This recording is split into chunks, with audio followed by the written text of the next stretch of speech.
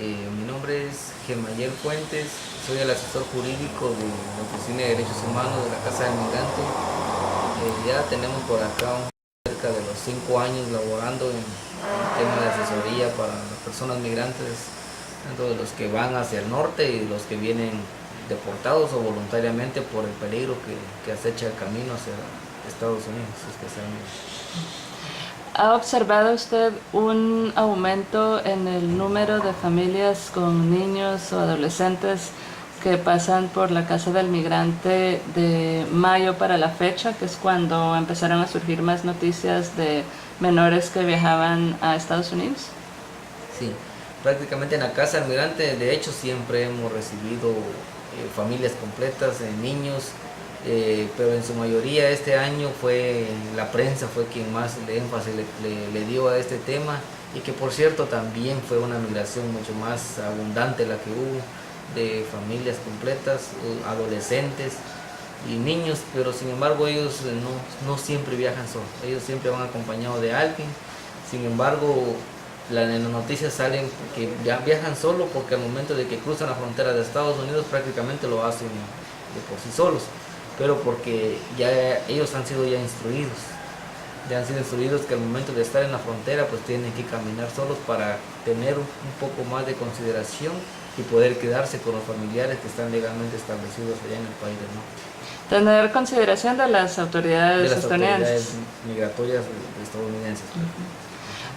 ¿Diría usted entonces que por las noticias que han salido en los medios de comunicación, eso ha aumentado el número de personas que vienen a quedarse acá?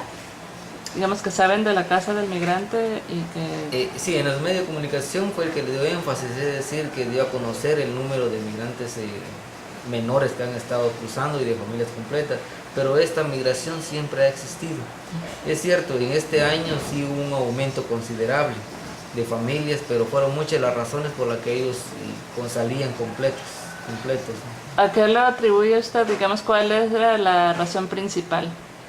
Bueno, existen muchas razones, especialmente las extorsiones que están habiendo en los países de Centroamérica, especialmente Guatemala, El Salvador y Honduras.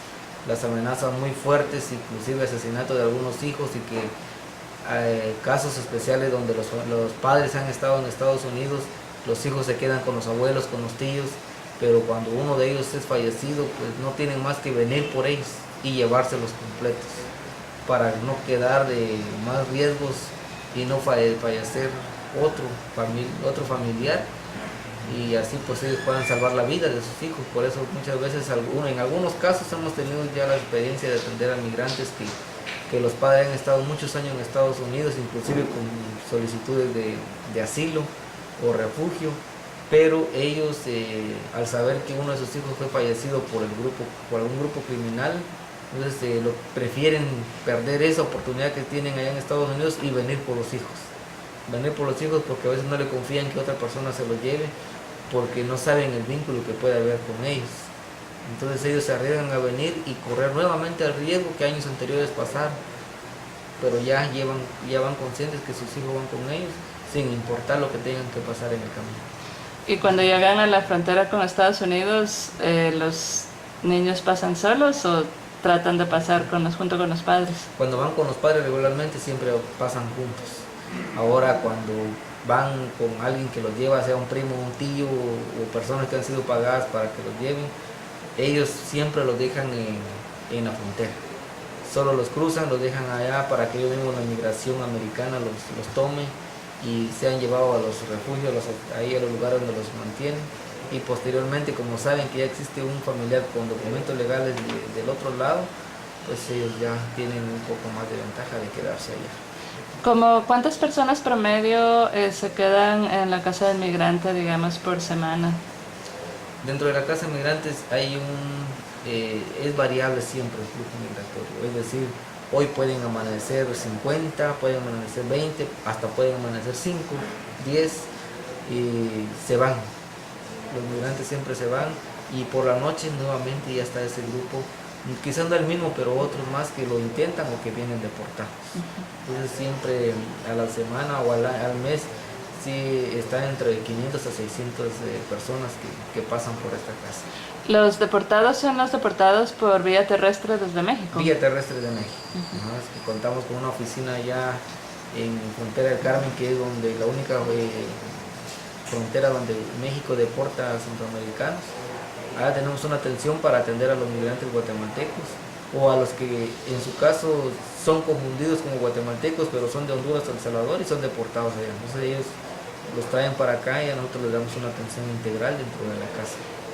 De las personas deportadas o entre las personas deportadas, ¿usted diría que la mayoría procuran regresar o continúan el camino hacia sus países de origen o sus pueblos de origen si son de Guatemala? Bueno, en su mayoría tenemos lo que nosotros trabajamos acá, en su mayoría casi prácticamente un 70% decide regresarse y el 30% continuar nuevamente con los viajes, porque ya han sido cancelados con anterioridad y necesitan ellos continuar o pierden ese dinero que han pagado por el viaje. Y pues claro, los que ya no tienen ni dónde estar porque han sido deportados vía aérea de Estados Unidos y que ya tienen 20, 24 años de estar allá, ya no desconocen totalmente Guatemala y no tienen más solo llegan al aeropuerto y de ahí que emprenden nuevamente el viaje porque han dejado a la esposa, a los hijos, a todos los que están allá y acá ya no tienen absolutamente a nadie. Del grupo que se queda aquí por mes promedio, diría que, digamos, ¿cómo podría dividirlos por nacionalidad? Digamos que podría decirse que la mayoría son de Honduras o de El Salvador, hay gente de Guatemala. Sí, nosotros manejamos un porcentaje, una estadística que manejamos en nuestra base de datos, donde podemos comprobar que la mayoría de migrantes que pasan por esta zona, por lo menos la muestra es en su mayoría hondureños. Luego le sigue Guatemala, después vienen salvadoreños y luego viene los que han estado jugando el cuarto lugar siempre es entre Nicaragua y la migración de Cuba. Cuba. Cubanos. ¿Podría decir que los hondureños son quizá como el 50% o un poquito menos? Dentro de la migración que nosotros entendemos, hondureños están dentro del 35 a 40% y Guatemala está dentro del 32-33%. Sin embargo, en el último semestre sí Guatemala ha tenido el porcentaje mayor. De los guatemaltecos que pasan por acá, ¿de qué departamentos son la mayoría? ¿O qué departamento se identifica predominantemente? Predominantemente está San Marcos, Huehuetenango, Quiché, Quetzaltenango, Escuintla.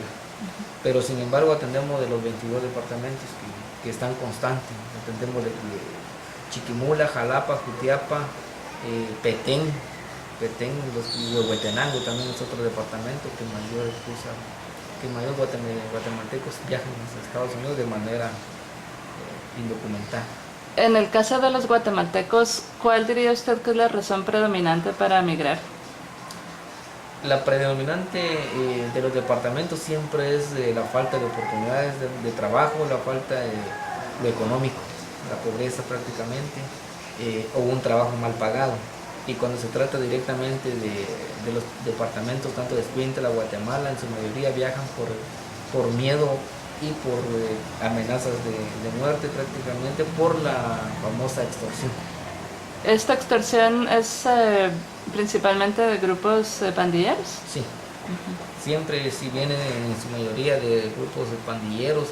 Las razones es porque algunos de ellos o tienen un familiar en Estados Unidos o tienen algún negocio que les dé por lo menos para vivir y con eso ya ven que tienen ellos dinero y empiezan las extorsiones. En el caso de los hondureños y los salvadoreños, ¿qué razones son las que predominan en ellos para migrar? De igual manera la pobreza y en Honduras es el crimen organizado, El Salvador, las extorsiones también de grupos pandilleros. ¿Sabe que en el caso de los salvadoreños y los hondureños predomina el tema de inseguridad? Exactamente, la inseguridad es la que está expulsando también a los salvadoreños, hondureños, pero tampoco deja de ser la pobreza que viven en estos países, la falta de trabajo, de oportunidad para seguir continuar sus estudios y tener un mejor salario en un puesto tanto de gobierno o una empresa que les dé por lo menos para sobrevivir ellos y sus familiares. ¿Podría decir que hay una combinación de motivos, que quienes huyen de la violencia también están en una situación de pobreza, que precisamente no les permite protegerse de la violencia y de la inseguridad? Sí, siempre la pobreza es es como el eje de la migración. Y apegados a ellos están las extorsiones y los empleos mal pagados.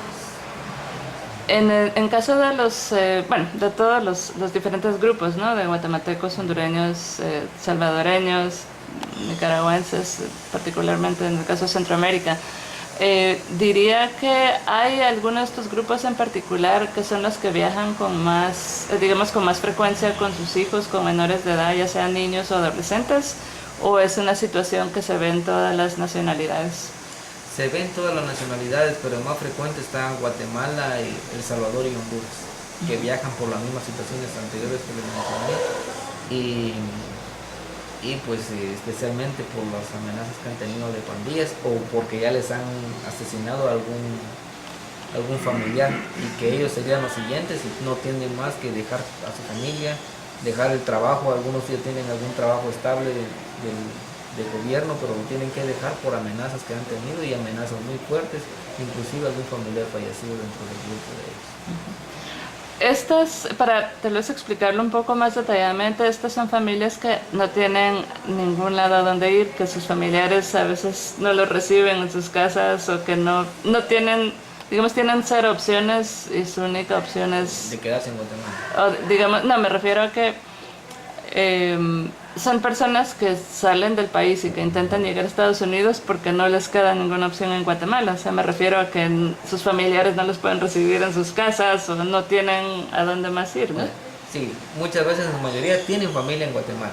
Tienen familia en Guatemala, pero porque saben que cuando se trata de grupo crimen organizado, ellos tienen contactos a nivel nacional o internacional y que si se quedan acá en Guatemala en algún otro departamento los van a encontrar. Los van a encontrar y terminarían perdiendo la vida. Entonces ellos no tienen otra opción que salir e ir al vecino país a pedir refugio. Inclusive no quieren ni quedarse en la frontera, en el estado de Chiapas especialmente, porque saben que estamos vecinos con Guatemala y que ahí los podrían encontrar también. Lo que ellos piden más es irse más allá, más adentro de México, porque algunos no tienen la intención de llegar a Estados Unidos, sino lo que quieren es resguardar la vida de ellos y de los hijos menores que llevan por México. ¿Entre qué edades oscilan los menores de edad que vienen acompañados con sus padres u otros adultos a la casa del migrante tratando de llegar a Estados Unidos? Si se trata de menores, están hasta de 2 meses a 17 años. Y en su mayoría son migrantes que no llegan, que están dentro de 32 años para abajo. Algunos 35, 40, 60, hasta 70 años, pero en su mayoría juventud, menores de 30 años. ¿Entre los menores de edad diría que la mayoría son adolescentes o son, digamos, niños de 12 años o menos? En su mayoría está dentro de 15 años en adelante. 15, 17, 15 a 18, 16. adolescentes. Sí, hay exactamente, hay algunos de 12 años hace meses, pero sí pasa de todo. Para finalizar, ¿podría decirme qué opciones, una vez que ellos vienen acá, encuentran, por ejemplo, alguna opción de asilo en México o la mayoría sale de aquí esperando llegar a Estados Unidos? La mayoría de lo que desea cuando vienen huyendo de estas atrocidades que viven en sus países o que viven acá mismo en Guatemala, y lo que ellos desean es salir e irse a México a pedir un refugio, ir a solicitar un refugio. Y quizás un 50% pedir el refugio y quedarse en México. Lo que ellos quieren es salirse del país. Y el otro 50% pues lo que quieren es llegar a Estados Unidos porque saben que allá es un país mucho más grande donde no pueden ser encontrados. ¿Tienen ustedes alguna estimación de cuántos logran quedarse en México? No en cifras exactas, ¿no? Pero en porcentajes aproximados y cuántos logran quedarse en Estados Unidos de los que pasan por acá. Eso es un poco difícil porque salen de Guatemala y ya es un poco más... Se pierde el contacto. Se pierde el contacto. Algunos contactos que hemos tenido se han quedado en México. Quizás de los que han tenido la comunicación con nosotros, le digo, quizás un 30% se queda en México y el resto pues decide continuar su camino por el mismo miedo y temor que pueden ser encontrados por la proximidad que tenemos con México. Le agradezco mucho por la entrevista. No sé si hay algo más que quisiera agregar respecto al trabajo que hace aquí y digamos el panorama que usted observa a mediano o largo plazo, considerando la situación de las familias que pasan por acá. No, que siempre las familias muchas veces viajan. También la otra forma o la otro tipo de migración es cuando van en busca de algún familiar, o a veces va el padre o la madre, un hermano, un primo, no porque quiera llegar al país del norte, sino porque él tiene algún familiar, Planificación familiar. algún hermano y que va en búsqueda. Va en búsqueda. Entonces acá hemos tenido ya casos donde hemos logrado pues comunicar a algunos migrantes que han estado, que los padres hasta 10 años tienen de haberse perdido el contacto con ellos, pero no saben de que ellos han estado detenidos en alguna cárcel de Estados Unidos, y por alguna otra amistades se han contactado con nosotros a través del internet, han encontrado la dirección, teléfono, y hemos logrado ubicar a la familia en Guatemala. Entonces, es un trabajo amplio que tenemos, y existen detenidos en México, Estados Unidos, en otro país. Contactamos con las autoridades de relaciones exteriores para que tengan el apoyo necesario. Si son fallecidos, de igual manera contactamos con ellos para que tengan una deportación digna, por lo menos en su último punto de vida, ¿verdad? Que ya la han perdido, pero que sean quedados en Guatemala. ¿Por qué hace usted este trabajo? Este trabajo desde un principio lo hemos hecho por, como se dice, por amor a la camisa. De no ser así, pues la preocupación por las personas que viajan, es difícil encontrar muchas veces un apoyo de esta forma, y estamos aquí siempre para servirle a las personas migrantes, y no solamente a ellos, sino también a los familiares, porque también tenemos el programa de sensibilización y de información para aquellos que piensan viajar, y es mejor de prevenirlos, o para que no viajen, o para que si lo van a hacer porque no tienen otra opción, que sepan qué hacer y qué derechos tienen como personas migrantes.